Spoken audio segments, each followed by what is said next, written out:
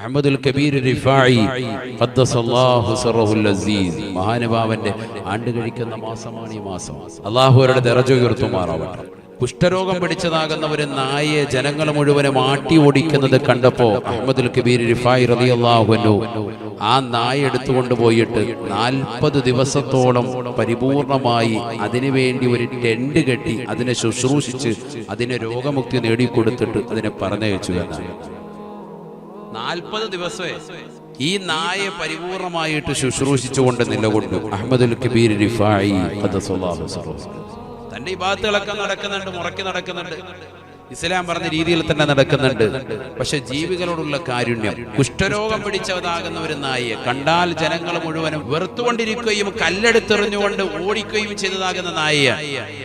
പക്ഷെ അതൊരു ജീവിയാണ് എന്ന് മനസ്സിലാക്കി ബഹുമാനപ്പെട്ടവർ അതിനെ കൊണ്ടുവന്ന് 40 ദിവസത്തോളം അതിനെ ശുശ്രൂഷിച്ചു എന്നാണ്. ഇതൊക്കെയാണ് മഹാന്മാരുടെ ജീവിതം.